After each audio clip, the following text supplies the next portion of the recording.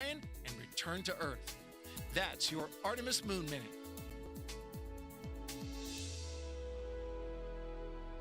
For more on SpaceX's Starship human landing system, let's go back to Jesse Anderson live at SpaceX headquarters in Hawthorne, California. Jesse. Great. Thank you, Megan. Down at Starbase, Texas, we're continuing to build, test, and fly Starship, the world's most powerful launch vehicle ever developed. A fully reusable Starship is capable of carrying up to 150 metric tons to orbit and up to 100 passengers. We completed 2 test flights last year, and 2024 is lining up to see even more Starships take flight. We're still in the testing phase, but major milestones like flying at a high cadence, full system reuse, and on-orbit refilling are key priorities. Refilling on orbit will enable the transport of up to 100 tons all the way to Mars. Down at Starbase, we're gearing up for Flight 3 of Starship. We have a fully stacked vehicle on the pad for the first time since Flight 2 in November of last year, ready to go through pre-launch testing to get ready to fly. We're also building a second Starbase launch tower to further increase Starship's flight opportunities. Also in testing, our engineers are proving out all systems necessary to make a trip to the moon possible, such as propulsion, life support, and even the elevator that you see here, which will take crew and cargo from the Starship hatch opening down to the lunar surface. In partnership with NASA, SpaceX's Starship Human Landing System, or HLS, will put the first Artemis astronauts on the moon. We are part of the global team, which includes Intuitive Machines, that will further exploration of the moon under the Artemis program. SpaceX will perform one uncrewed demonstration flight before the Artemis 3 mission, which will be the first human surface expedition since 1972. To that end, SpaceX has been hard at work getting Starship ready for its moon missions and ultimately Mars. There's so much to look forward to, and it's just incredible that humans are finally going back to the moon, and the efforts of SpaceX and Intuitive Machines get to play a vital role in that. For those of you who have just joined, we're just about 15 minutes from launch of the IM-1 mission. Let's check back in with Josh at Intuitive Machines. Josh? Thanks, Jesse. We're counting down the minutes to launch and looking forward to Intuitive Machines firing its Nova C-class lunar lander's engine about a day after liftoff. Nova C uses an environmentally friendly mixture of liquid methane and liquid oxygen. It's a propulsion system with deep roots to NASA's Project Morpheus. Morpheus was a prototype lander engineers at NASA's Johnson Space Center used to integrate technologies for future spacecraft that could land on a variety of destinations in our solar system. The project integrated NASA's autonomous landing and hazard avoidance technology designed to enable a spacecraft to identify, descend, and find a safe landing site that is relatively flat and free of large boulders, rocks, and craters. In the video on your screen, you can see that signature blue fire synonymous with liquid methane and liquid oxygen engines. That's the same fuel used on Nova C. From December 2013 to December 2014, Morpheus completed 13 free flight tests at the north end of Kennedy's shuttle and landing facility. And joining me now is our co-founder and chief technology officer, Dr. Tim Crane. Tim, before starting Intuitive Machines with your fellow co-founders, Steve Altimus and Dr. Cam Gafarian, you were working on other things at Johnson Space Center to include Project Morpheus. What can you tell me about Project Morpheus and how that foundings of technology led to us getting to the launch pad today with your company? Well, one thing I can tell you is I get chills watching that footage because it takes me right back. But this is a journey that clearly our prop technology was a big part of Morpheus we brought forward. Also the all-hat, the autonomous landing, hazard avoidance task, a lot of our navigation, the way we do software, the way we test our systems, and even the discipline about knowing when some technology needs to wait for a future date so we can get to flight. All of that came from the Morpheus experience. And, you know, just about a year ago, you got to see those Project Morpheus tanks again, but this time they were in your facility and you were testing them with your company. What can you tell me about speeding up innovation through NASA's Reimbursable Space Act agreement? Well, NASA really is a national treasure in terms of knowledge and capability, and in some places, equipment. And we had a supply chain issue with some of our tanks, and we needed to get our test rig up and running. And we knew the Morpheus tanks were in surplus. And reached out to NASA, and they facilitated getting those tanks to us so that we could proceed with testing while our flight tanks were coming in. And real quick, while you have you, why liquid methane? Why liquid oxygen? Well, in the near term, it's very easy to work with. It's environmentally friendly. It's non-toxic.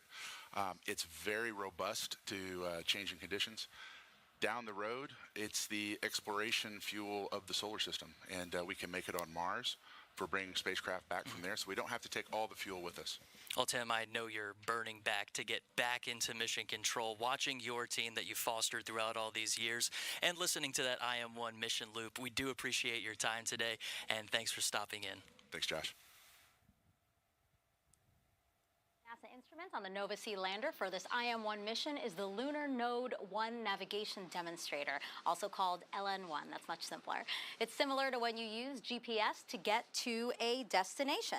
Let's take a look at how it works and what it will do to help support future surface and orbital operations. Lunar Node 1 is meant to be a demonstration of how we can use various navigation technologies to figure out where you are in and around the moon. I'm holding in my hands the Lunar Node 1 mass simulator. We use this build to test out our vibrational modes, put on a shake table, and also do fit checks with the lander itself. Inside of our payload, we have multiple electronics boards that fit within this chassis that is a little bit about a half U in size. You can see our external connectors here where we have our data and power to the lander itself. And within here, we have multiple boards that do the power regulation, our data control, our FPGAs, all those kind of electronics pieces are in here, as well as a small S-band radio that attaches up underneath this top radiator in order to distribute this heat and then to talk to the antenna, which mounts here. This is the same size and build as the flight payload. It's just not covered in MLI or some of the other materials that you'll see on the flight build itself. Now, IM-1 is the second launch of a lunar lander under NASA's Commercial Lunar Payload Services Initiative. The first CLPS launch was with Pittsburgh-based Astrobotic. The mission was called Peregrine Mission 1. It successfully launched last month on a ULA rocket, but afterwards, Astrobotic reported a failure in its propulsion system, which prevented the spacecraft from landing on the moon. 10 days later, Peregrine burned up after re-entering Earth's atmosphere. An anomaly review board will release its findings to what happened once complete. Joining me now to talk about NASA's CLPS initiative and its benefits and risks is Sandra Connolly. She's the Deputy Associate Administrator for NASA Science. Good morning to you. Good morning, Megan. So talk to me about some of the key takeaways as NASA moves forward with commercial lunar vendors. Yeah, so the Commercial Lunar Payload Services Program is super important to NASA. It really is transforming our method of doing business. It's leveraging industry's emerging capabilities of actually providing end-to-end service for us. So rather than us having to build our own, we can now procure it. And it's not only, we're not the only customer. Other government organizations, industry, academia from around the world are all going to procure these services. And there is risk associated with it, though. So right. We recognize that as we're evolving this capability. Yeah, so I was just going to ask you that. I mean, because we know that there are risks, and we've Spacecraft is accepted go for those launch. risks. Spacecraft is go for launch. We just heard a call for that. What involvement does NASA have when our commercial providers are assessing the risks? So what's really important about this, too, is recognizing that industry is in the lead in providing these services, so they're the decision makers. So ultimately, what will happen is, you know, as they're making their decisions, we obviously bring great experience along with us, and we will stand shoulder to shoulder with them and support them through the legal process, through contracts and all, but we will bring to bear what we need to support them to make sure that this is successful. Sure. So it seems like, again, yes, we're fully committed to the CLPS initiative. So what is NASA sending to the moon on future CLPS flights? So again, super exciting time for NASA. You may or may not realize we have 40 manifested payloads on the CLPS mission. So over the next few years, and that's just for the NASA payloads, right? So you've got industry and academia as well. But focusing on intuitive machines, which is our purpose for being here tonight. We're super excited about their efforts here. So they actually have another payload that's going to be launching later this year. They're going to be delivering the Prime 1 drill and spectrometer, which is actually going to support our in situ resource utilization and support a future human presence on the moon. Sandra, thank you so much. We're excited to see what CLIPS can do for NASA and for humanity, really, with what we plan to do with the Artemis program. Thank you. Thank you so much. Go Falcon 9. That's right. And go IM-1. Perfect. All right, so let's send it back to our friends at SpaceX in Hawthorne, California, as they walk us through the final moments of the countdown, and then I will see you guys after launch. Awesome. Thank you so much, Megan. At T-minus just under 7.5 minutes, all systems are currently a go for an on-time liftoff. Next up, in just about a couple minutes, the structure next to the vehicle, known as the strong back, will begin to retract away from the vehicle. But while we wait for that, let's talk about what it takes to actually get to orbit. In order to get the rocket and payload into any orbit, the rocket not only has to go up really fast, but it also has to go sideways. Engine chill has started. As we ascend, we tilt the engines, and that turns the rocket horizontally. To help demonstrate this concept, an image of a firing cannon from a really high mountain is what you can see there on your screen. The cannonball will arc, and then good old gravity will pull it back down to Earth. As you increase the power, the cannonball will arc and land farther and farther away. Eventually, if you could continue to increase the power, the cannonball will end up in free fall around the Earth. Basically, gravity is pulling down on the cannonball, but it's going so fast that it never hits the ground. RP1 load is complete. This arc that constantly misses the Earth is called an orbit. Falcon 9 effectively does the same thing as the cannon in this example, and it provides enough power and horizontal velocity to the second stage carrying the spacecraft, enabling the spacecraft to be placed into orbit around the Earth. Now, you'll be able to see this today by watching the orientation of Falcon 9 after liftoff. The rocket will go straight up until about T plus 10 seconds, at which point we will begin that shift in orientation, gimbaling the engines so that Falcon 9 can go horizontally really fast. So be sure to look out for that after liftoff. Now, again, at T-minus 5 minutes and 38 seconds, all systems are currently go for liftoff. The strong back is going to begin retracting away shortly. In preparation for that retraction, the clamp arms, which are located just around the second stage, just below the fairing, will begin to open. Once those are fully open, then the TE, or the strong back, can begin to recline away from Falcon 9. And you can see that on your screen, those clamp arms just below the fairing there. Now, the vehicle is nearly fully loaded with propellants, and we did hear a call out that stage 1 prop loading has concluded. We are still loading blocks. And there's that call out that we are beginning that process for that strong back retraction.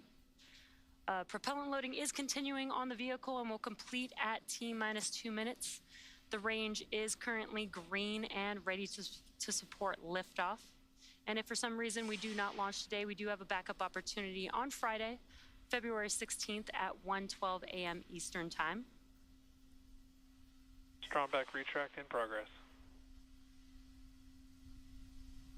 And good call-outs there. The strong back retraction is now in progress, and it will be slow and slight, but we should see those clamp arms begin to open up there.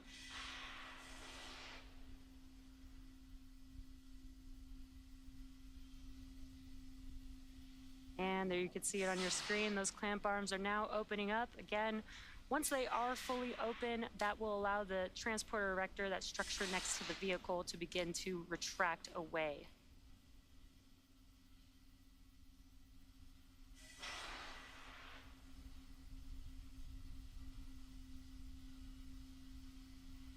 You should see that TE begin to move away, very slow and slight. But at this point in the countdown, both the first and second stages are nearly fully loaded with 1 million pounds of kerosene fuel and liquid oxygen. And there you can see on your screen that TE is now moving away from Falcon 9. Falcon 9 uses 2 propellants, a refined form of kerosene called RP1, or rocket propellant 1, as a fuel, and LOX, or liquid oxygen, as an oxidizer. Now, fire generally needs 3 elements to ignite. That's heat, fuel, and an oxidizing agent, which is usually oxygen. This is what's known as the fire triangle. In our case, the liquid oxygen is chilled below its boiling point so that it has a much greater... Stage 1 launch mode is complete. a much greater amount of mass per volume, allowing us to load more of it into the vehicle. And in addition to these two propellants, we also use the chemical TTAB, or triethyl aluminum and triethyl borane, as an ignition source. The combustion of RP1 and liquid oxygen is what makes the rocket go, but it's the TTAB that sets the match to the propellant mix. And we did hear a call out that stage 1 liquid oxygen loading is complete. Coming up next, in the next couple of minutes at T-minus 60 seconds, Falcon 9 will go into startup. That means that the rocket's autonomous flight computers will have taken over the launch countdown. And at just inside T-minus 2 seconds, we will light those Merlin 1D engines for liftoff. The Intuitive Machines payload continues to be healthy, and the Falcon 9 team is tracking no issues on the vehicle. We are currently green for weather, and the range is ready to support a T0 of 1:05 a.m. Eastern Time.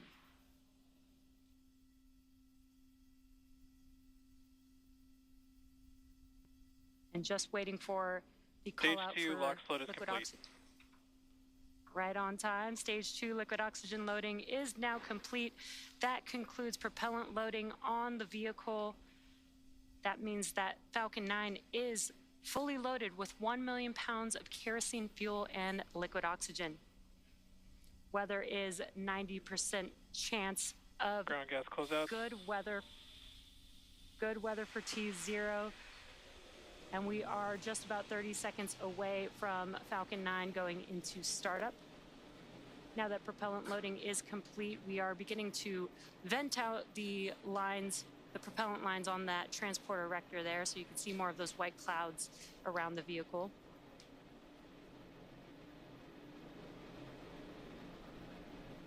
Startup is coming up here in a couple seconds. Falcon 9 is in startup. Great call out. That means that the internal flight computers have now taken over the launch countdown.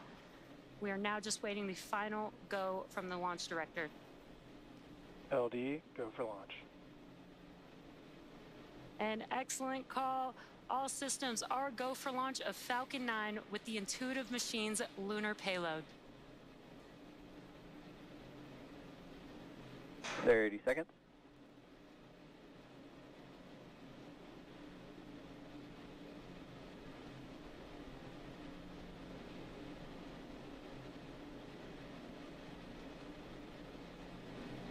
Seconds.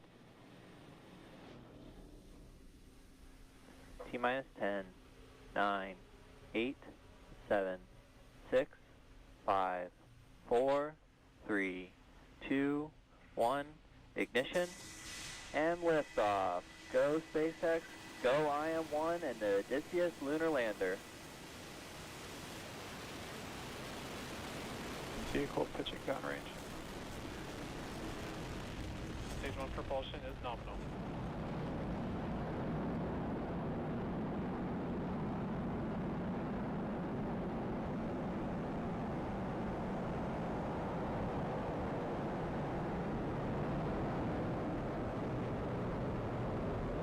Falcon 9 has successfully lifted off from Pad 39A at Kennedy Space Center, carrying the IM-1 payload. Now, during ascent, we tilt the engines, the technical term being gimbaling, and that turns the rocket horizontally. And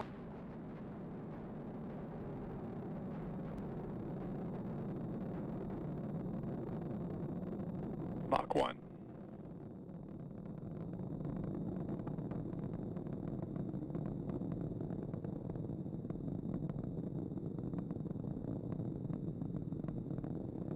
Max Q.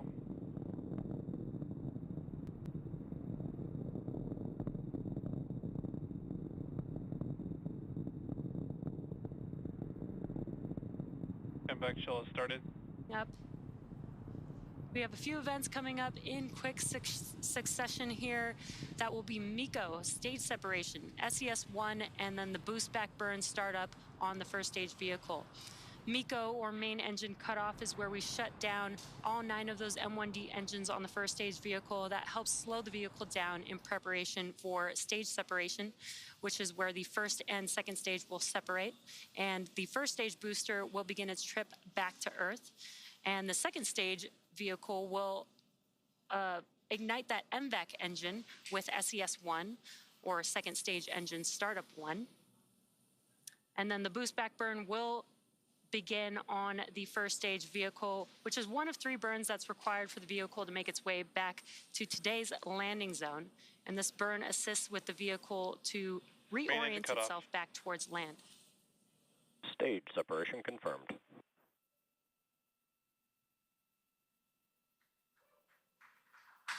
And back ignition. Stage 1, boost back startup.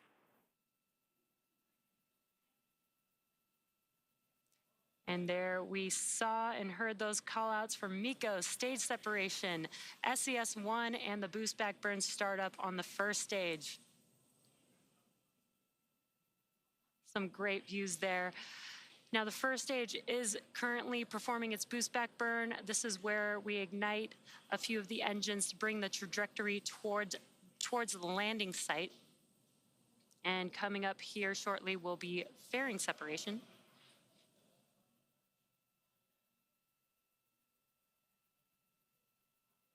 Fairing separation confirmed.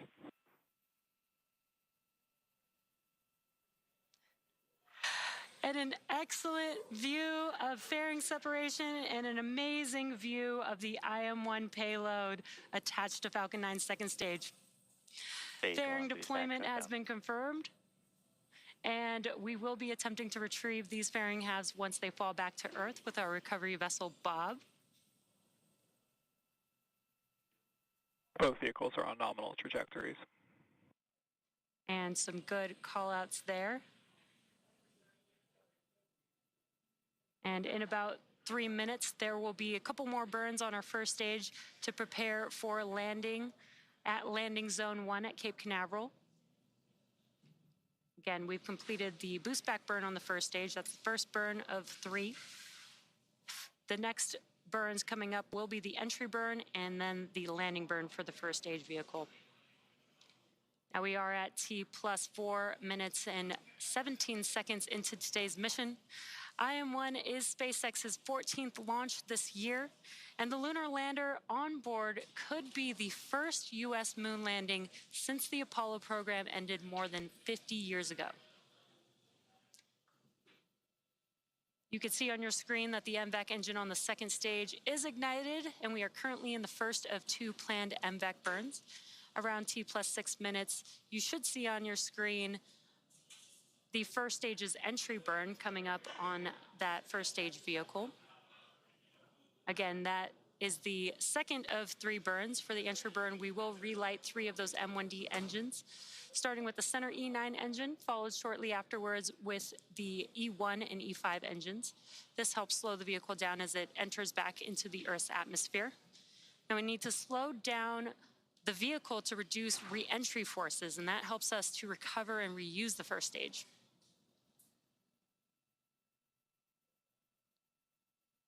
And again, what you're seeing on your screen is a view of the MVAC engine on the second stage. And you can follow the speed and altitude of both vehicles on the bottom left hand of your screen. That is showing the stage 1 telemetry and stage 2 telemetry on your right hand screen. And we are coming up on the entry burn for the first stage vehicle in just about 20 seconds or so. And what you're seeing on your screen on the left-hand side, it's a little dark there, but that is a view from the first stage. And with the entry burn, we should see that screen light up with the engines reignited. Stage 1, entry burn startup.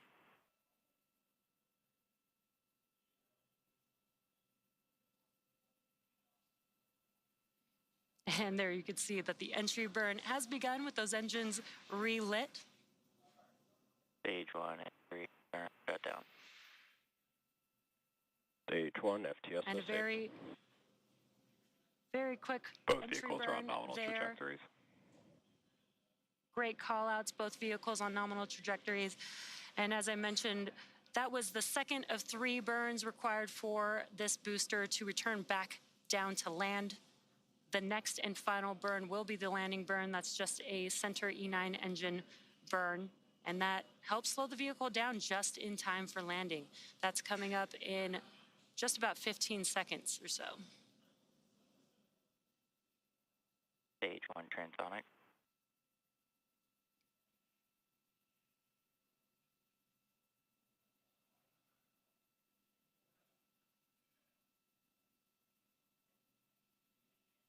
Stage 1 left burn.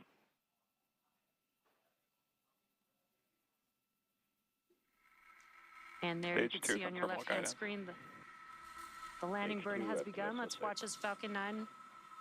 Let's Stage watch 1 as Falcon 9 4. touches down for landing.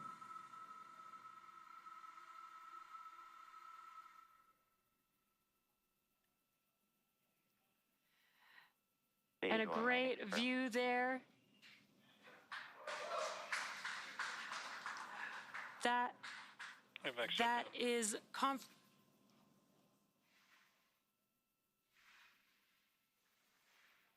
we just had confirmation of Nominal booster orbit landing. We insertion. also heard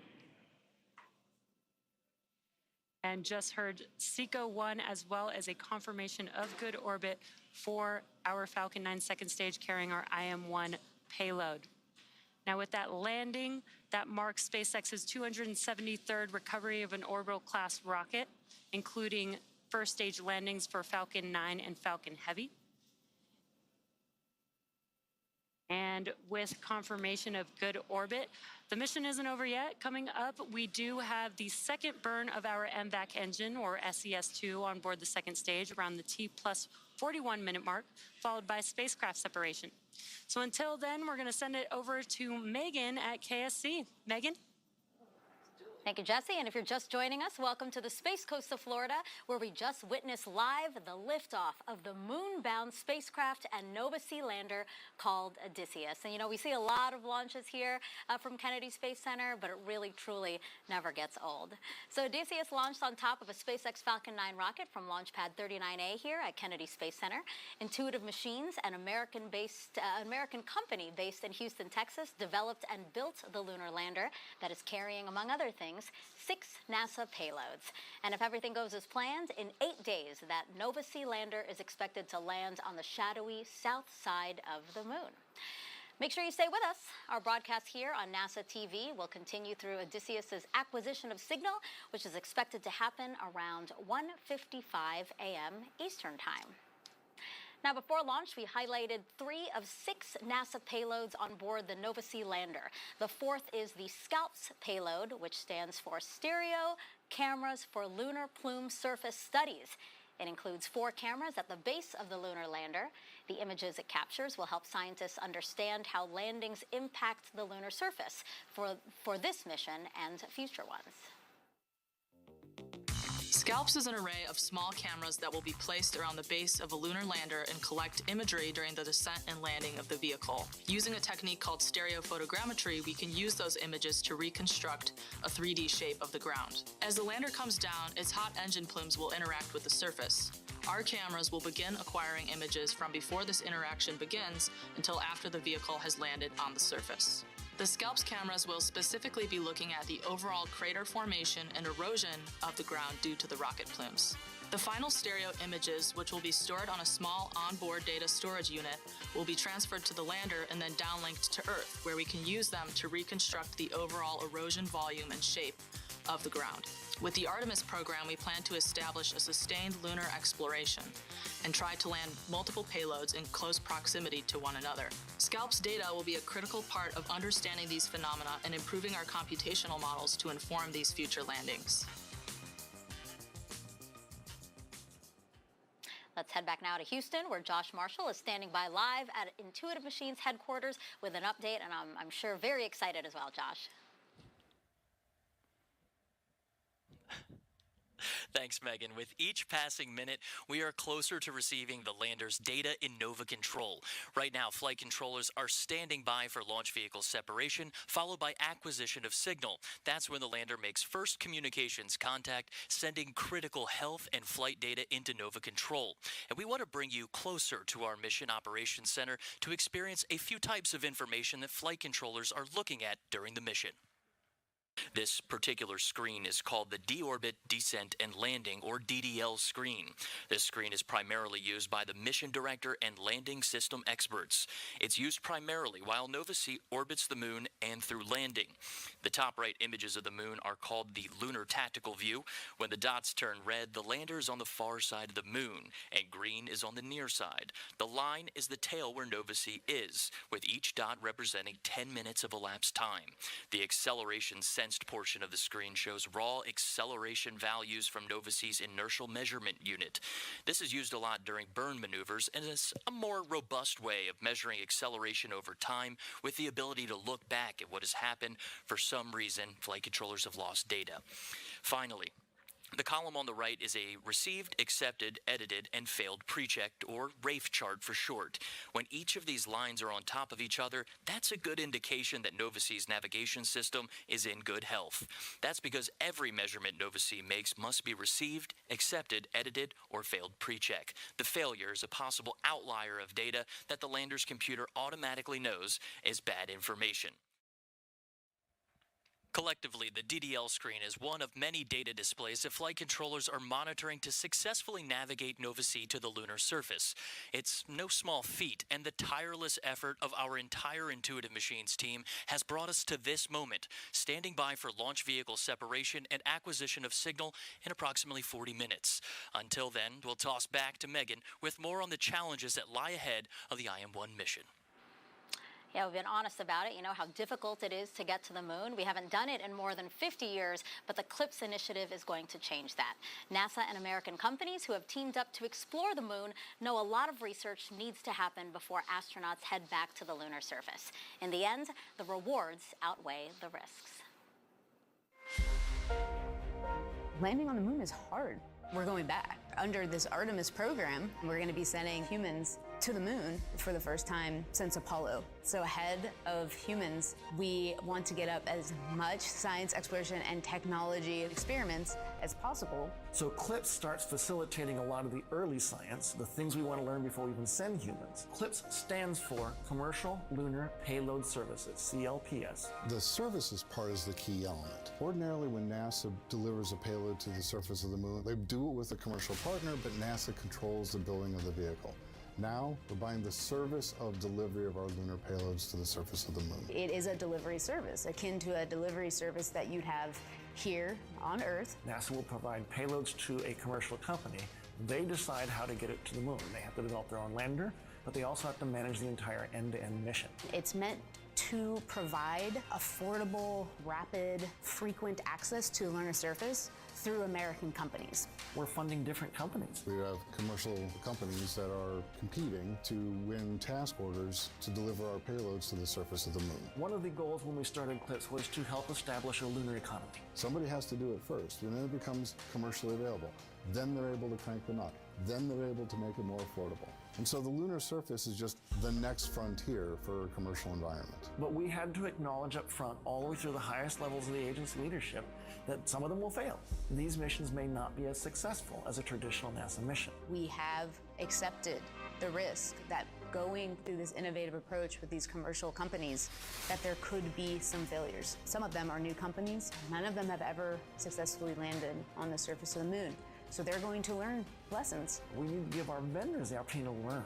And so that'll help ultimately buy down our risk as these companies learn, okay, what does it take to actually build up the lunar lander, integrate payloads, get to the lunar surface and land safely. They've been able to demonstrate that they have very, very good technical depth and the ability to design and execute missions. We're willing to take more shots on goal. And we aren't risking human lives. And in the big picture, if we're flying missions at 1/10 of the cost of a NASA mission, and we fail 2 of them, we still get 8 missions for that same price. Even with 1 or 2 or 3 failures, this is still a very economical proposition. It's a risk posture which is more risk tolerant than NASA is accustomed to. There's not a single one of these companies that's willing to bet their mission on a coin toss. Every one of them is doing what they can in order to have the most successful mission possible. But the important thing to realize is that risk tolerant does not mean risky. And the rewards are a long-term ability to get payloads to the moon inexpensively, frequently, and rapidly. We want science, so we can then put more of our resources on even more science, exploration, and technology payloads, and get more of a return on investment when we get to the moon. CLIPS provides tremendous benefit across the scientific and economic communities. So there's a lot we'd like to learn about the moon to help human habitation and prepare us for missions to Mars and beyond. So the moon is the first step.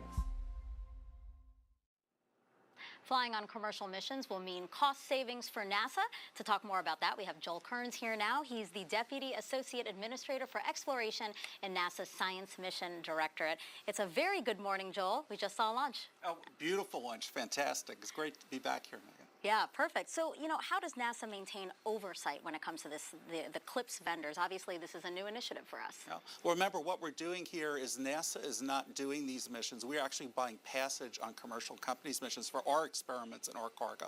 So we have established this group of pre-certified 14 U.S. companies that we can go to and have them bid to do a specific mission for us, to land at a certain place of the moon, and to bring our cargo or our experiments with it. Once we actually select a company to do that, we assign them a NASA engineer who's their liaison. They represent all the NASA cargo and payloads to the company, and they represent the company back to NASA. As part of that, we get a lot of insight into how the company is actually going to do their mission. We try to make sure they really understand what they need to do to make our cargo successful, our data come back from the moon. And then we continuously learn from that, and we feed back and make sure that all 14 of those companies are certified to be able to do this work. So a very collaborative effort. And we're talking a lot about a commercial lunar economy. That's kind of the end goal. So how does that shape up with CLIPS? How do we get there? A couple of different aspects. When you hear us talk about wanting to form a lunar or a cislunar economy, in the short term, what that really means is encouraging the companies to get other non-NASA organizations to pay them to bring their experiments or their cargo on the moon. But it's actually a lot broader than that. Just by offering these contracts to industry and having them build their own missions that we can take a part of, the companies are developing their own, you would think of as a parts and high-tech ecosphere on Earth that's part of the lunar economy. Over the years, they've had to figure out ways to build these robotic landers. In some cases, helping other companies do new advanced high-tech components like rocket engines or fuel tanks or sensors, which didn't even exist 5 or 6 years ago.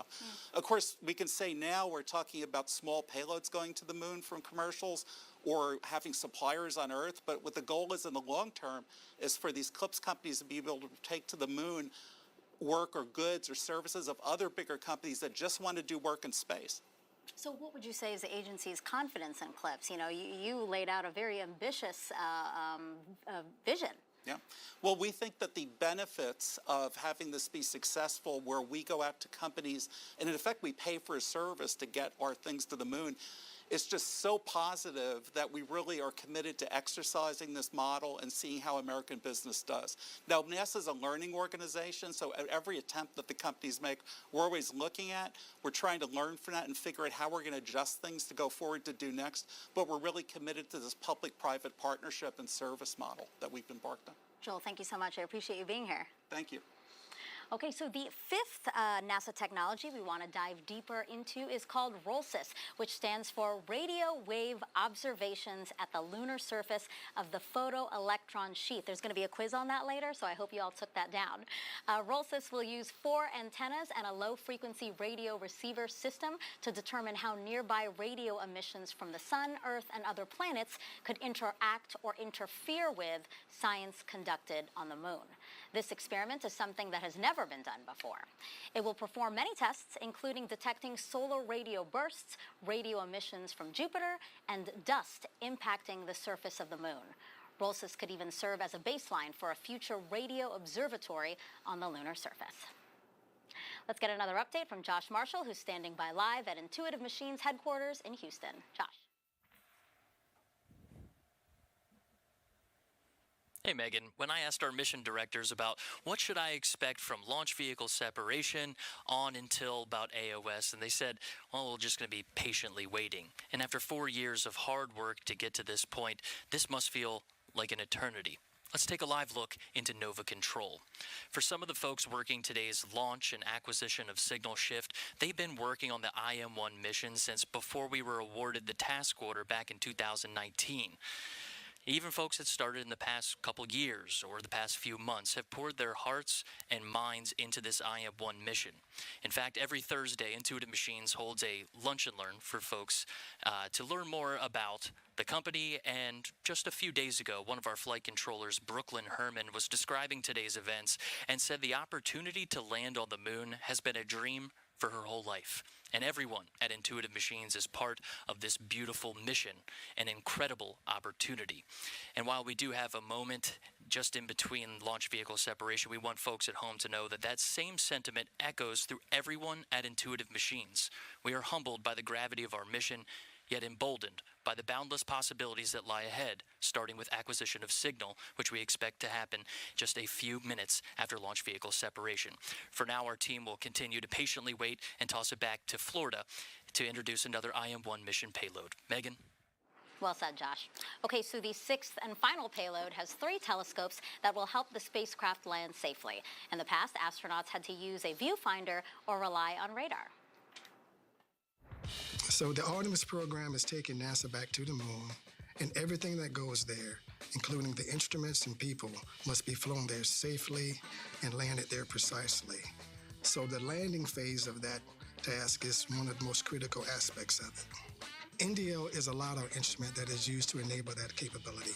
It uses light in the same way that sonar uses sound. For NDL, we have 3 telescopes where light would come out of the telescope, hit the moon's surface, and some of that light will be reflected back. These telescopes are mounted on the outside of a vehicle so you get a clear view of the ground as it's coming in for a landing. In the Apollo era, large radars or astronauts using their eyes looking out of a viewport were used to help land the vehicles. NDL is going to have to take the burden off of the crew with a much smaller, lower power, and more accurate instrument. Throughout the broadcast, we showed you each of the 6 NASA instruments that are bound for the moon. To talk more about those is NASA project scientist Deborah Needham. Good morning to you. Good morning. Beautiful launch. A beautiful launch. So exciting. So now we have 6 payloads bound for the moon. Is there a common theme among them? I would say there are 2 themes to the payloads on board Intuitive Machines, the Odysseus lander. The first is demonstrating technologies for enabling future spacecraft to land more safely and more precisely on the lunar surface. And the second is characterizing the surface of the lunar South Polar region, which is an extremely challenging environment to operate in, and it's preparing us for sending humans to the lunar surface in advance of the Artemis missions. Mm-hmm. So very precise things they're being sent for to study. So, if they make it to the moon in 8 days, what happens next for each of them? So even the payload's work starts even before they get to the moon. Intuitive Machines, while it's transiting towards the moon, will turn on the NASA payloads to make sure that they survived launch and are operating as we expect. And then you've heard about the RFMG, the radio frequency mass gauge. It will be operating the entire time all the way to the moon and down to the surface to make sure that it's monitoring propellants and collecting the data that it needs to achieve its missions. And then during descent, you heard about NDL, the navigation Doppler LiDAR, and SCALPs. They're going to be operating during descent and collecting their data. And then once on the moon, Intuitive Machines will turn on our other NASA payloads, and they'll take turns collecting data until they achieve their missions. How are these instruments selected? Early on in the CLIPS initiative, NASA turned to our scientists at the NASA centers to identify science payloads and technologies that were relatively mature in their designs. We did that because we wanted the payloads to be ready for when the landers were ready to integrate them onto the landers and deliver them to the moon. So then NASA turned to the vendors and said, okay, you pick from this pre-selected list of NASA payloads which ones you think you can successfully integrate onto your landers and deliver to the moon. So Intuitive Machines actually chose the payloads that are on its delivery. Deb, thank you so much. I can't wait to see what we discover with these payloads. Me too. Thank you so much. Thank you. Okay, so now we're going to step aside while we await our next big milestone, the second burn of the second stage of the Falcon 9 rocket, and then right after that, the separation of Intuitive Machines' lunar lander from that second stage. We are expecting that to happen about 20 minutes from now, so we will see you then.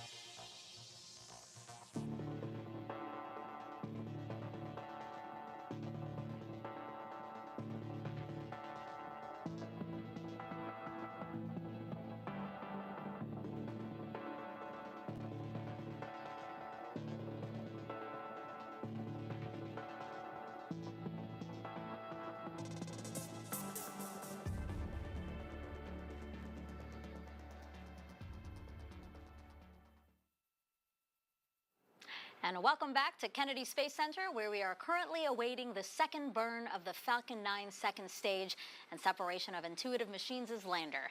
This comes after a successful liftoff of the Falcon 9 rocket with the Nova C lander called Odysseus at 1:05 a.m. Eastern Time.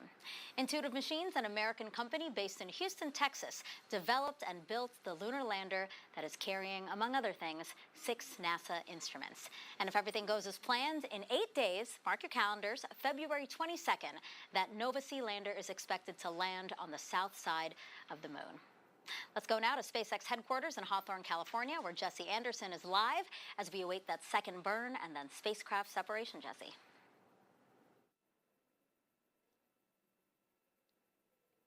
Great. Thanks, Megan. Now we are about a minute and a half away from that second burn of that MVAC engine. Next coming up will be SES-2, that second stage engine start 2, and that will be followed by SECO-2, which is second stage engine cutoff. This burn will last about 53 seconds and will help the vehicle to make it to its final targeted drop-off orbit. Then the vehicle will coast for a few minutes prior to spacecraft separation. So we're getting very close, and this is getting very exciting here. Again, we're just about a minute away, just under a minute away from that last burn of this MVAC engine here.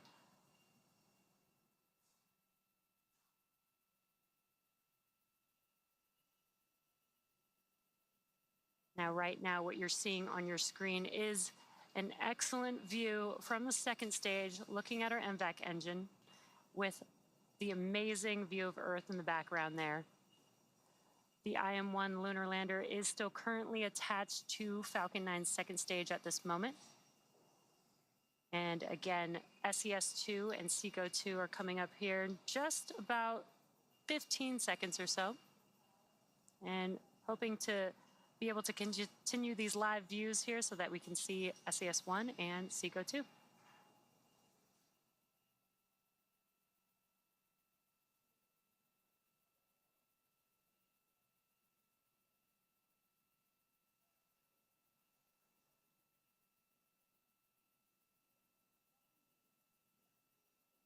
And there you can see we have just had SES-1. You can see that MVAC engine has now relit. Again, this is just about a 53-second burn, so just under a minute.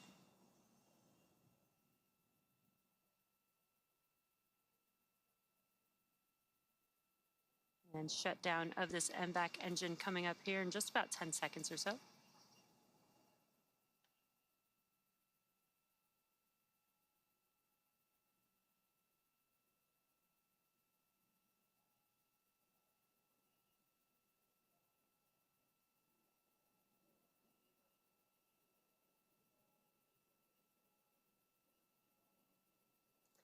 And there you can see nominal orbit insertion.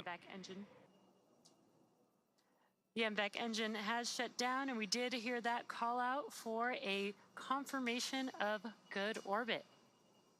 So with confirmation of a good orbit, it looks like we are on track for spacecraft separation in just a few minutes from now, just about a little over 5 minutes. Now, it's been a great launch so far. SpaceX did begin fueling of the IM-1 lander on the pad about 2 hours and 20 minutes before liftoff. And we did talk about that a little bit earlier in the webcast. It's a totally new procedure and new hardware for SpaceX that enabled fueling of the IM-1 lander on the pad with cryogenic methane and oxygen. Now, to be able to do that, SpaceX teams modified Launch Complex 39A's pad and transport erector, installing a new liquid oxygen tank, a methane tank, propellant lines, and 2 control skids on the transporter erector. Then from there, the new propellant lines pass through a new Stage 2 quick disconnect that attaches to new plumbing and another set of quick disconnects that lead to the IM-1 lander. And given the lack of methane used on the Falcon program, Falcon teams actually leaned on the expertise of Starship teams and used methane sensors from Starship to verify the health and status of the lander for our fueling system.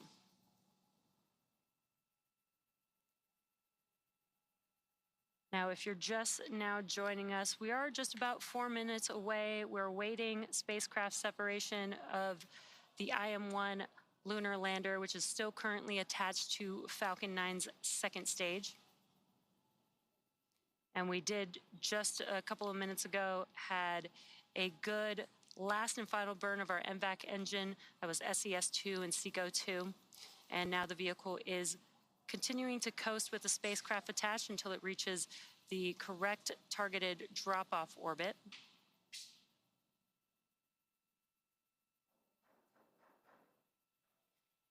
And just to recap, if you're just now joining us, we did have an on-time liftoff at 1:05 a.m. Eastern Time, and everything has been proceeding nominally. Stage separation occurred just about 2.5 minutes into flight, and that was followed by the successful landing of our Falcon 9's first stage back at Landing Zone 1, or LZ1, and that was the 18th landing for this specific booster.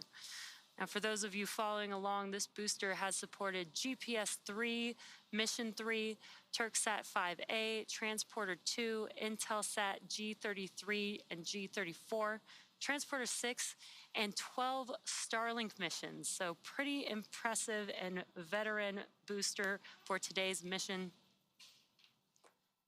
At about T plus 7 minutes and 46 seconds, we did have a successful second engine cutoff, or SECO-1. That was the first burn of the 2 burns for this mission. That was followed by confirmation of good orbital insertion. The vehicle was then able to coast for a bit there, and then again, just a few minutes ago, we did have the second burn for this MVAC engine. 2 burns required to reach the targeted drop-off orbit for this IM-1 lander. And now the vehicle is coasting with payload attached, and we are just a couple of minutes away from spacecraft separation.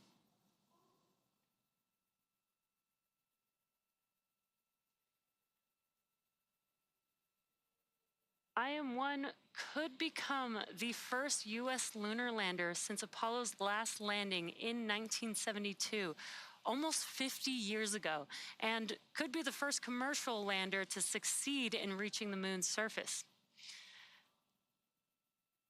So again, we are just about a minute and a half, just under a minute and a half away from spacecraft separation.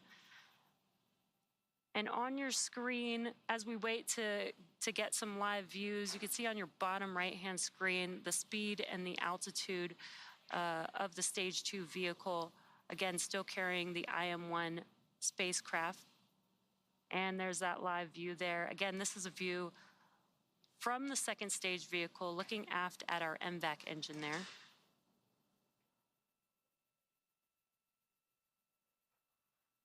And we are patiently waiting spacecraft separation here, just under a minute from now.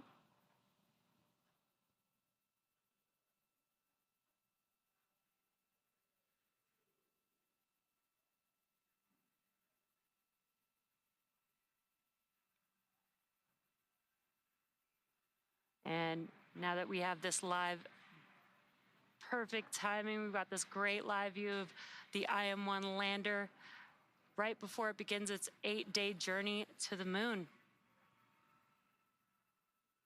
This is such an incredible view and very exciting that we have spacecraft separation coming up here in just a few seconds.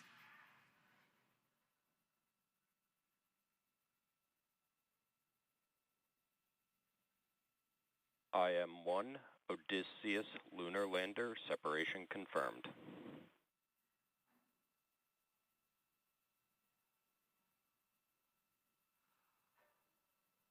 What an incredible sight to see the IM-1 Nova C lunar lander drifting away from Falcon 9's second stage, confirming spacecraft separation. From all of us here at SpaceX, we are wishing the IM-1 lander a great flight and safe travels. SpaceX is honored to be a part of NASA's Commercial Lunar Payload Services initiative to deliver science and technology to the lunar surface, and we thank NASA and Intuitive Machines for entrusting us with today's historic mission to the moon. For those of you following along, you'll know that this mission marks our 14th of the year and second just today. Congrats to the SpaceX team. We're just in February, and we've already launched in partnership with NASA missions like Axiom-3, Cygnus, and PACE. And we're gearing up for the Crew 8 mission before the end of the month. Check out spacex.com/launches for up-to-date missions and schedules.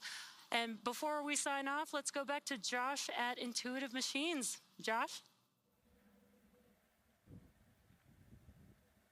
What an incredible, incredible view. Just a few moments ago, our flight controllers inside of Nova Control heard that confirmation of launch vehicle separation. This starts the countdown toward our lunar lander's autonomous commissioning. During this milestone, the lander is going through the steps required to power on, determine its position relative to the sun, and make communications contact with flight controllers in Nova Control. It's an autonomous process that takes several minutes. In that time, we'll walk you through what's happening in space approximately 223 kilometers or 139 miles from Earth. At launch vehicle separation, a spring force gently pushes Nova-C away from the launch vehicle's second stage. We just saw that, allowing the lander to deploy and drift away toward the moon. Brake wires connected to the launch vehicle let the lander know it has deployed, and Nova-C starts an internal timer to count down to when it's safe to turn on. After the timer finishes, Nova-C's primary systems are expected to autonomously power on. This includes guidance, navigation, and control, or GNC for short, automated flight management software, radios, sensors, and thermal control. The GNC system powers on the cold gas helium reaction control system to stabilize the vehicle's attitude, because at this point, the lander does not know where it's pointed, but it can stop any residual spin motion. This is much like a person spinning in a chair with closed eyes can stop spinning without knowing which way they're pointing when they stop. After controlling the spin rate, special cameras known as star trackers autonomously match images of the distant star field and provide Nova-C with its orientation. Software then takes those star tracker measurements and processes them through an algorithm known as the Kalman filter to correct the onboard orientation. The lander now has two critical data points: its attitude relative to the star field and a reference position from the estimated launch vector. With these data points, Nova-C may command its reaction control system to maneuver the lander's top deck solar array toward the sun for illumination, generating maximum power.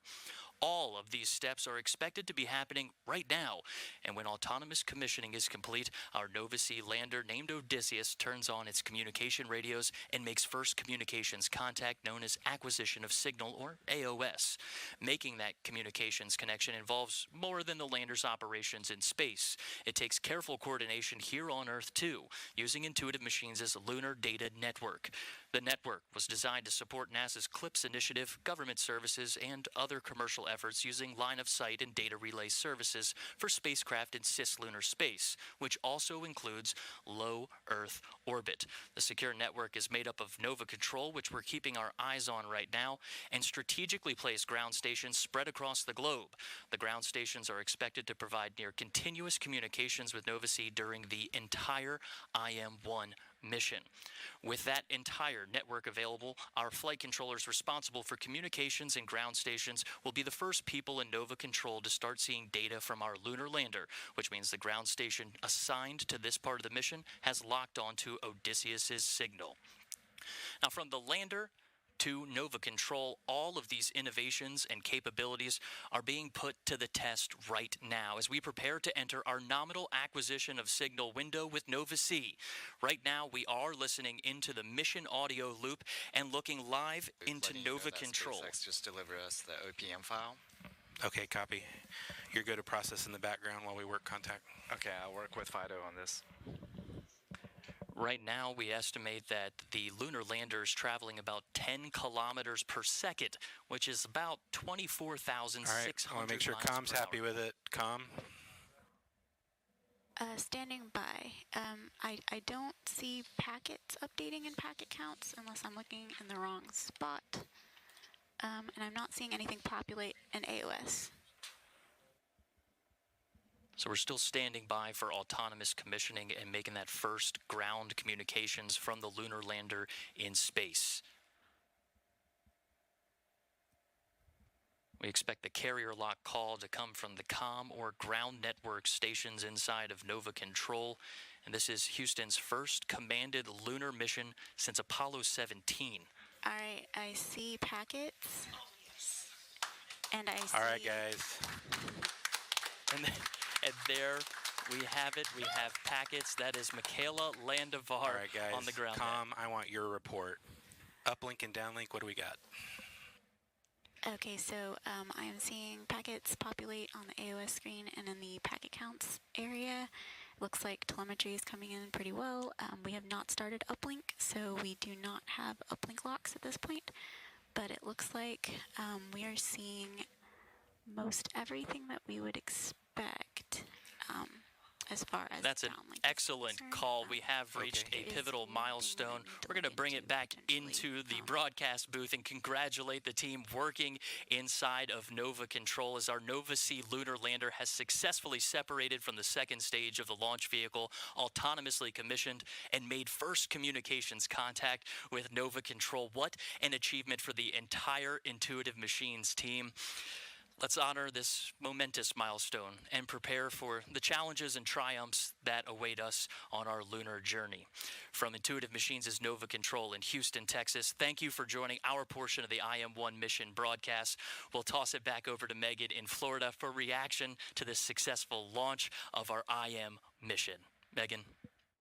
Yeah, from here at NASA, we just want to say congrats to Josh and Intuitive Machines, another successful CLIPS launch and orbital insertion of a commercial lunar lander. Now, hopes are high that a U.S. commercial lunar lander will make it to the moon. And joining me now to talk a little bit more about that and this program is Chris Culbert, and he is the CLIPS program manager. Exciting to see this unfold right in front of us, huh?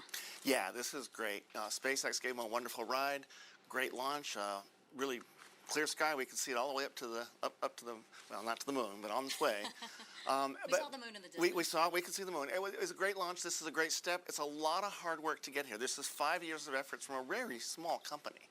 But they've made a lot of progress. They solved a lot of problems, and now they're on their way. So this is a good start, but it isn't the end yet. They got to finish the next step. That's right. But at least we have 8 days, right? We do. Have 8 days. Yeah. So they've got 6 days to get to the moon, and then we'll hit the hard step. Yeah, so with the challenge of landing on the lunar surface, what's your message to the Intuitive Machines So the team? big thing right now, they need to stay focused. Space is hard. Small mistakes can doom you. We know they're very talented. They're very well organized. We're really impressed with the depth and technical skills of this team, but you have to stay focused. You got to make sure you nail everything and stick the landing. So again, a lot to look forward to, but we're optimistic. Yes, we are. We're looking forward to it. I got a lot of faith in these guys. Great. Chris, thank you so much. Glad to be here with you again for another CLIPS launch. Thank you very much.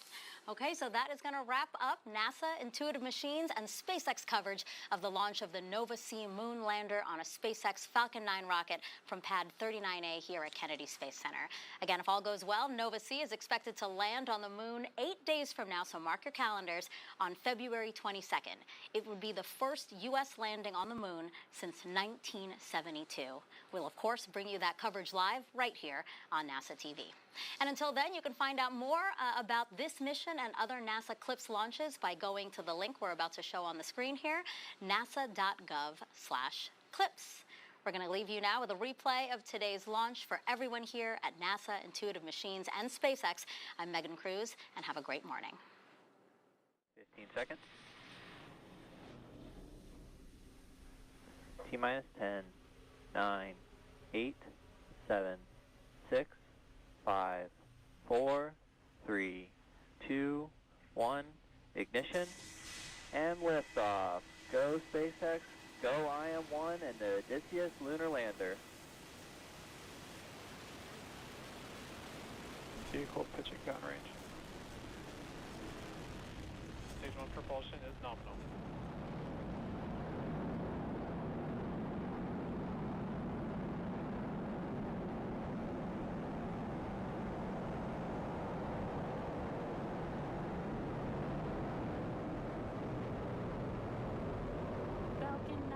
Successfully lifted off from pad 39A at Kennedy Space Center, carrying the IM-1 payload.